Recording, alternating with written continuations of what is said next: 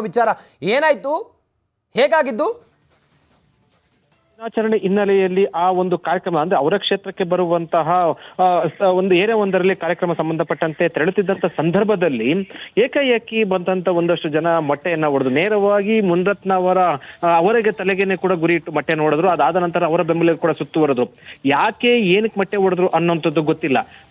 ಈ ಸಂಬಂಧಪಟ್ಟಂತೆ ಈಗ ಅವರು ಧರಣಿಯನ್ನ ಕೂತಿರುವಂತದ್ದು ಮತ್ತೆ ಇದಾದ ಬಳಿಕ ಗೊತ್ತಾಗಿದೆ. ಆದ್ರೆ ಯಾವ ಕಾರ್ಯಕರ್ತರು ಅಥವಾ ಅವರ ವಿರೋಧಿಗಳು ಯಾರು ಏನು ಅನ್ನೋಂಥದ್ದು ಕೂಡ ಗೊತ್ತಿಲ್ಲ. ಇದು ರಾಜಕೀಯವಾಗಿ ತಿರುವನ್ನು ತೆಗೆದುಕೊಂಡಿರುವುದು. ಯಾಕಂದ್ರೆ ಮುನಿರತ್ನ ವಿರುದ್ಧ ಈಗ ಒಂದಷ್ಟು ಗಂಭೀರ ಆರೋಪ ಇರುವಂತ ಹಿನ್ನೆಲೆಯಲ್ಲಿ ಈಗಾಗಲೇ ಕೂಡ ಅವರು ಬಂಧನ ಆಗಿ ಹೊರ ಬಂದಿರುವಂತದ್ದು. ಅದಕ್ಕೆ ಸಂಬಂಧಪಟ್ಟಂತೆ ಹೊಡೆದ್ರ ಅಥವಾ ಲಕ್ಷ್ಮೀ ಹೆಬ್ಬಾಳ್ಕರ್ ವಿಚಾರ ಸಂಬಂಧಪಟ್ಟಂತೆ ಬಿಜೆಪಿ ಮತ್ತು ಕಾಂಗ್ರೆಸ್ ನಡುವಿನ ವಾಗ್ಯುದ್ಧಕ್ಕೆ ಕಾರಣ ಆಗಿರುವಂತದ್ದು. ಆ ವಿಚಾರನ ಏನು ಅನ್ನೋದು ಕೂಡ ಬಹಳ ಸ್ಪಷ್ಟ ಗೊತ್ತಿಲ್ಲ. ಆದ್ರೆ ಒಂದಂತೂ ಬಹಳ ಸ್ಪಷ್ಟ, ಅವರು ನಡೆದುಕೊಂಡು ಬರುವಂತ ಸಂದರ್ಭದಲ್ಲಿ ಏಕಿ ಮೊಟ್ಟೆಯನ್ನ ಹೊಡೆದ್ರು. ಅದಕ್ಕೆ ಸಂಬಂಧಪಟ್ಟಂತೆ ಈಗ ಪೊಲೀಸರ ತನಿಖೆ ನಂತರ ಗೊತ್ತಾಗಲಿದೆ ಅದು ಏನು ಕಾರಣ, ಯಾರು ಹೊಡೆದ್ರು ಅನ್ನೋದು ಕೂಡ ಈಗ ಸ್ಪಷ್ಟತೆ ಇಲ್ಲ. ಅದು ಒಂದಂತೂ ಬಹಳ ಸ್ಪಷ್ಟ, ಜನಪ್ರತಿನಿಧಿ ಶಾಸಕರೊಬ್ಬರಿಗೆ ಮೊಟ್ಟೆ ಹೊಡೆದಂತ ಪ್ರಕರಣ ಏನಿದೆ ಅದು ಇತ್ತೀಚಿನ ಇದರಲ್ಲಿ ಇದೆ ಮೊದಲ, ಅಂದ್ರೆ ಇತ್ತೀಚಿನ ದಿನಗಳಲ್ಲಿ ಇದು ನೋಡ್ತಾ ಇರುವಂತದ್ದು ಮೊದಲ ಪ್ರಕರಣ ಆಗಿರುವಂತದ್ದು. ರಾಜ್ಯ ರಾಜಕೀಯದಲ್ಲಿ ಇದು ಬೇರೆ ರೀತಿಯ ತಿರುವುಗಳನ್ನ ತೆಗೆದುಕೊಳ್ತಾ ಇರುವಂತದ್ದು ಇತ್ತೀಚಿನ ಪ್ರಕರಣಗಳು. ಆದ್ರೆ ಈಗ ಮುನಿರತ್ನ ಹೇಳಿಕೆ ಬಳಿಕ ಬಹಳ ಸ್ಪಷ್ಟವಾಗಿ ಗೊತ್ತಾಗಲಿದೆ ಯಾಕೆ ಕಾರಣ ಮತ್ತು ಪೊಲೀಸರ ತನಿಖೆಯ ನಂತರ ಯಾಕೆ ಮೊಟ್ಟೆ ಹೊಡೆದ್ರು ಅನ್ನೋಂಥದ್ದು. ಓಕೆ, ಮತ್ತಷ್ಟು ಮಾಹಿತಿಯನ್ನು ಪಡ್ಕೊಳ್ಳೋಣ ನಮ್ಮ ವಿಜಯಿಂದ. ಮುನಿರತ್ನಗೆ ಧೈರ್ಯ ತುಂಬಿದ್ದಾರೆ ಸಿಟಿ ರವಿ. ಮುನಿರತ್ನಗೆ ಧೈರ್ಯ ತುಂಬಿದ್ದಾರೆ, ಹೆದರಬೇಡಿ ನೀವು, ನಾವಿದ್ದೇವೆ ಅಂತೇಳಿ ಸಿಟಿ ರವಿ ಹೇಳಿದ್ದಾರೆ. ಇದೇ ರೀತಿ ಸಿಟಿ ರವಿ ಮೇಲೆಯೂ ಕೂಡ ಹಲ್ಲೆಗೆ ಮೊನ್ನೆ ಪ್ರಯತ್ನ ಪಟ್ಟಿದ್ರು.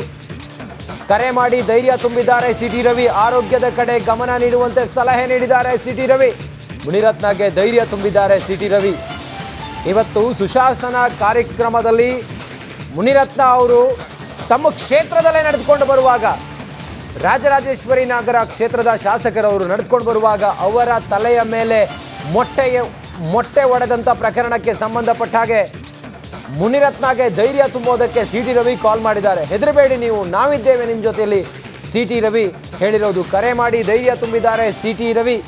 ಮುನಿರತ್ನಗೆ ರಾಜಕೀಯ ದ್ವೇಷ ಎಲ್ಲಿವರೆಗೂ ಅಂತ ಹೇಳಿದರೆ, ಮುನಿರತ್ನ ತಮ್ಮ ಕ್ಷೇತ್ರದಲ್ಲಿ ಕಾರ್ಯಕ್ರಮದ ಸಂಬಂಧ ಕಾರ್ಯಕರ್ತರ ಜೊತೆಗೆ ನಡೆದುಕೊಂಡು ಬರುವಾಗ ಮುನಿರತ್ನ ಅವರು ನಡೆದುಕೊಂಡು ಬರುವ ಮಾರ್ಗವಾಗಿ ಅವರ ತಲೆಗೆ ಮೊಟ್ಟೆಯಿಂದ ಹೊಡೆದಂಥ ಪ್ರಕರಣ.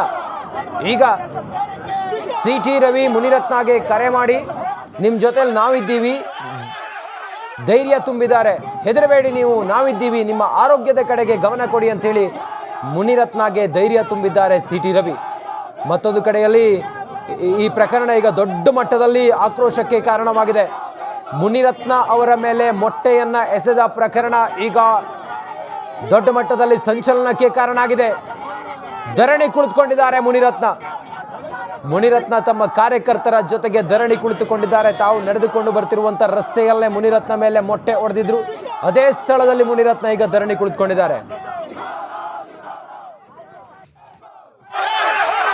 ಈ ಬಿಜೆಪಿ ಸಭೆ ಮುಗಿದ ಮೇಲೆ ಕಾಂಗ್ರೆಸ್ ಕಾರ್ಯಕರ್ತರಿಂದ ಮಾಜಿ ಸಚಿವ ಮುನಿರತ್ನವ್ರ ಮೇಲೆ ಹಲ್ಲೆ ಆಗಿದೆಯಂತೆ. ಅದು ನಾನು ಖಂಡಿಸ್ತೇನೆ. ಪೂರ್ಣ ಮಾಹಿತಿ ಇಲ್ಲ. ಈಗ ನನಗೆ ಸಿಕ್ಕಿದಂಥ ಒಂದು ಇನ್ಫಾರ್ಮೇಷನ್ನು, ಯಾರು ಮುನಿರತ್ನ ಮಾಜಿ ಸಚಿವರು ಶಾಸಕರಾಗಿರ್ತಕ್ಕಂಥ ಮುನಿರತ್ನವ್ರ ಮೇಲೆ ಹಲ್ಲೆ ಆಗಿದೆಯಂತೆ. ಅದನ್ನು ನಾನು ಖಂಡಿಸ್ತೇನೆ. ಗೂಂಡಾ ರಾಜ್ಯ ಆಗಿದೆ. ಆ ಗೂಂಡಾಗಿರಿ ನಡೆಸಿದವ್ರ ಮೇಲೆ ತಕ್ಷಣ ಕ್ರಮ ಆಗಬೇಕು ಅಂತ ಆಗ್ರಹಿಸ್ತೇನೆ. ತುರ್ತು ಪರಿಸ್ಥಿತಿನೇ ಎದುರಿಸಿದ್ದೇವೆ. ತುರ್ತು ಪರಿಸ್ಥಿತಿ ಎದುರಿಸಿ ಸಂವಿಧಾನದ ರಕ್ಷಣೆ ಮಾಡಿದ್ದೇವೆ, ಪ್ರಜಾಪ್ರಭುತ್ವದ ರಕ್ಷಣೆ ಮಾಡಿದ್ದೇವೆ. ಈ ಗುಂಡಾಗಿರಿಗೆ ಹೆದರೋದಿಲ್ಲ. ಆ ಗುಂಡಾಗಳನ್ನು ತಕ್ಷಣ ಬಂಧಿಸಿ ಕ್ರಮ ಕೈಗೊಳ್ಳುವಂಥ ಜವಾಬ್ದಾರಿ ಸರ್ಕಾರದ ಮೇಲಿದೆ. ನೀವು ಗುಂಡಾಗಿರಿ ಮೂಲಕ ಬೆದರಿಸ್ಬೋದು ಅಂತ ಹೇಳಿದರೆ ಆ ಬೆದರಿಕೆಗೆ ಬಗ್ಗೋದಿಲ್ಲ ಅನ್ನುವಂಥ ಎಚ್ಚರಿಕೆ ಮಾತನ್ನು ಹೇಳಲಿಕ್ಕೆ ಬಯಸ್ತೇನೆ. ಈ ಬಿಜೆಪಿ ನೋಡಿ, ಮುನಿರತ್ನ ಅವರ ಮೇಲೆ ಆಗಿರುವಂಥ ಹಲ್ಲೆಯನ್ನು ಖಂಡಿಸಿದ್ದಾರೆ ಸಿಟಿ ರವಿ. ಮುನಿರತ್ನ ಅವರ ಮೇಲೆ ಹಲ್ಲೆ ಮಾಡಿರೋದನ್ನು ನಾನು ಖಂಡಿಸ್ತೇನೆ. ಗೂಂಡಾ ರಾಜ್ಯ ಆಗಿದೆ, ತುರ್ತು ಪರಿಸ್ಥಿತಿಯನ್ನು ನಾವು ಎದುರಿಸ್ತಾ ಇದ್ದೀವಿ, ಆ ರೀತಿ ಆಗಿದೆ ಅನ್ನೋದನ್ನು ಸಿಟಿ ರವಿ ಅವರು ಹೇಳಿದ್ದಾರೆ. ಇನ್ನಷ್ಟು ಮಾಹಿತಿಯೊಂದಿಗೆ ನಮ್ಮ ಆ್ಯಂಕರ್ ಶ್ರೀಪಾದ್ ಪಾಟೀಲ್ ಈಗ ನೇರ ಸಂಪರ್ಕದಲ್ಲಿ ನ್ಯೂಸ್ ಡೆಸ್ಕ್ನಿಂದ ಜಾಯ್ನ್ ಆಗಿದ್ದಾರೆ. ಶ್ರೀಪಾದ್ ಪಾಟೀಲ್, ಒಬ್ಬ ಜನಪ್ರತಿನಿಧಿಯ ಮೇಲೆ ಅವರದ್ದೇ ಕ್ಷೇತ್ರದಲ್ಲಿ ನಡ್ಕೊಂಡು ಹೋಗುವಾಗ ಅವ್ರ ಮೇಲೆ ಹಲ್ಲೆ ಆಗುತ್ತಂತ ಹೇಳಿದರೆ ಎತ್ತ ಸಾಗ್ತಿದೆ ಹಾಗಾದರೆ ರಾಜ್ಯದಲ್ಲಿ ರಾಜಕಾರಣ, ಎತ್ತ ಸಾಗ್ತಿದೆ ಲಾ ಆ್ಯಂಡ್ ಆರ್ಡರ್, ಏನು ಮಾಡ್ತಿದೆ ಸರ್ಕಾರ ಹಾಗಾದರೆ ಶ್ರೀಪಾದ್ ಪಾಟೀಲ್ರೆ? ಎಸ್ ರಂಜಿತ್, ರಾಜಕೀಯದಲ್ಲಿ ದ್ವೇಷ ಅನ್ನುವಂಥದ್ದು ಸಹಜ, ಆದರೆ ಆ ದ್ವೇಷವನ್ನ ವ್ಯಕ್ತಪಡಿಸುವ ರೀತಿ ಏನಿದೆ ಅದು ಸಭ್ಯತೆಯನ್ನ ಮೀರ್ತಾ ಇದೆಯಾ ಅನ್ನುವಂತಹ ಪ್ರಶ್ನೆ ಮೂಡ್ತಾ ಇದೆ. ಸಿ.ಟಿ. ರವಿ ಆಯಿತು, ಈಗ ಮುನಿರತ್ನ ಸರದಿ. ರಾಜ್ಯದಲ್ಲಿ ಮೇಲಿಂದ ಮೇಲೆ ಈ ರೀತಿ ಜನಪ್ರತಿನಿಧಿಗಳ ಮೇಲೆ ದಾಳಿ ಯಾಕೆ ಆಗ್ತಾ ಇದೆ ಅನ್ನುವಂತಹ ಪ್ರಶ್ನೆ ಮೂಡ್ತಾ ಇದೆ. ಮುನಿರತ್ನ ತಮ್ಮ ಕ್ಷೇತ್ರದಲ್ಲಿ ಒಂದು ಕಾರ್ಯಕ್ರಮಕ್ಕೆ ಅಂತ ಹೋದಂತಹ ಸಂದರ್ಭದಲ್ಲಿ ಕಾಂಗ್ರೆಸ್ ಕಾರ್ಯಕರ್ತರು ವರ್ಸಸ್ ಬಿಜೆಪಿ ಕಾರ್ಯಕರ್ತರು ಅನ್ನುವಂತಹ ಪರಿಸ್ಥಿತಿ ನಿರ್ಮಾಣ ಆಯಿತು. ಸಹಜವಾಗಿ ಕಾಂಗ್ರೆಸ್ ಕಾರ್ಯಕರ್ತರಿಗೆ ತಮ್ಮ ಅಪೋಸಿಟ್ ಪಾರ್ಟಿಯ MLA ಆದಾಗ ಒಂದು ರೀತಿಯ ದ್ವೇಷ ದುಮ್ಮಾನ ಇರುತ್ತೆ, ಆದರೆ ಅದನ್ನು ವ್ಯಕ್ತಪಡಿಸುವ ರೀತಿ ಪ್ರಶ್ನೆ ಮಾಡುವ ಮುಖಾಂತರ ಆಗಬೇಕು ಹೊರತಾಗಿ ಈ ರೀತಿ ಮೊಟ್ಟೆ ಎಸೆಯೋದು ಕಲ್ಲಿ. ಇನ್ನಷ್ಟು ಮಾಹಿತಿಯೊಂದಿಗೆ ಚೆಲುವಾದಿ ನಾರಾಯಣ ಸ್ವಾಮಿ ಅವರು ಈಗ ಸಂಪರ್ಕದಲ್ಲಿದ್ದಾರೆ. ಸರ್ ನಮಸ್ಕಾರ ಸರ್, ವಿಚಾರ ತಮಗೆ ತಲುಪ್ತಾ? ನಮಸ್ತೆ ನಮಸ್ತೆ. ಗೊತ್ತಾಯ್ತು, ನಾವೀಗ ಸಭೆಯಲ್ಲಿದ್ವಿ, ಈಗ ತಾನೇ ಈಚೆ ಬಂದ್ವಿ, ಏನೋ ಆಗಿದೆ ಅಂತ ಗೊತ್ತಾಗಿದೆ. ಸಂಪೂರ್ಣ ವಿಷಯ ಮಾಹಿತಿ ಇಲ್ಲ. ಆದ್ರೂ ಕೂಡ ಕಾರ್ ಮೇಲೆ ಕಲ್ಲು ಹಾಕಿದ್ದಾರೆ, ಮೊಟ್ಟೆ ಎಸ್ತಿದ್ದಾರೆ ಅನ್ನೋದನ್ನ ಅಷ್ಟೇ ಕೇಳಿದ್ದೇವೆ. ಸರ್ ವಿಚಾರ ಇಷ್ಟೇ, ಇವತ್ತು ಕಾರ್ಯಕ್ರಮದ ಸಂಬಂಧ ಮುನಿರತ್ನವ್ರು ನಡ್ಕೊಂಡು ಬರ್ತಾ ಇರ್ತಾರೆ. ಅವ್ರ ಸುತ್ತ ಕಾರ್ಯಕರ್ತರಲ್ಲಿ ಇರ್ತಾರೆ, ಒಂದು 100 ಜನ ಕಾರ್ಯಕರ್ತರು ಅಕ್ಕಪಕ್ಕದಲ್ಲಿ ಇರ್ತಾರೆ. ನಡೆದುಕೊಂಡು ಬರುವಾಗ ಅವರ ತಲೆಯ ಮೇಲೆ ಹಿಟ್ ಮಾಡಿ, ಟಾರ್ಗೆಟ್ ಮಾಡಿ ಅವರ ತಲೆಯ ಮೇಲೆ ಮೊಟ್ಟೆ ಹೊಡೆದಿದ್ದಾರೆ, ಅವ್ರ ಮೇಲೆ ಹಲ್ಲೆಗೆ ಪ್ರಯತ್ನ ಪಟ್ಟಿದ್ದಾರೆ. ಇಂಥ ಘಟನೆಗಳು ಯಾವತ್ತಿಗೂ ಕೂಡ ನಡೀಬಾರ್ದು. ಅವರೊಬ್ಬ ಶಾಸಕರಿದ್ದಾರೆ, ಕಾರ್ಯಕರ್ತರು ಈ ರೀತಿ ಮಾಡಿದ್ರೆ ಏನ್ ಬೆಲೆ ಇರ್ತದೆ? ಇಂಥದನ್ನು ಮಾಡಬಾರ್ದಾಗಿತ್ತು. ಬಟ್ ಇದರ ಸಂಪೂರ್ಣ ಇದನ್ನ ಮಾಹಿತಿಯನ್ನು ತಗೊಂಡು ರಿಯಾಕ್ಷನ್ ಮಾಡಿ. ಅಲ್ಲ, ನಮ್ಮ ರಾಜ್ಯದಲ್ಲಿ ಎತ್ತು ಸಾಗ್ತಾ ಇದೆ ಅಂತ ದ್ವೇಷ ಯಾವ ಹಂತದವರೆಗೂ ಅಂತ ಹೇಳಿದ್ರೆ, ಮೊನ್ನೆ ಸಿ.ಟಿ. ರವಿ ಅವ್ರ ಮೇಲೆ ಸದನದೊಳಗಡೆ ಹಲ್ಲೆ ಮಾಡೋಕೆ ಪ್ರಯತ್ನ ಪಟ್ರು. ಈಗ ನೋಡಿದ್ರೆ ಹಾಡ ಹಗಲೇ ಮೊಟ್ಟೆ ಹೊಡೆದಿದ್ದಾರೆ ತಲೆ ಮೇಲೆ. ಇದೊಂದು ಗೂಂಡಾ ಸರ್ಕಾರ ಅನ್ನೋದು ಸಾಬೀತಾಗಿದೆ. ಇದೊಂದು ಗೂಂಡಾ ಸರ್ಕಾರ ಅನ್ನೋದು ಸಾಬೀತಾಗಿದೆ. ಸಿ.ಟಿ. ರವಿ ಕೇಸನ್ನು ನೀವು ನೋಡಿದ್ದೀರಿ, ಪೊಲೀಸ್ನವರು ಅವರನ್ನ ಯಾವ ರೀತಿ ನಡೆಸ್ಕೊಂಡ್ರು ಅನ್ನೋದನ್ನು ನೋಡಿದಿರಿ.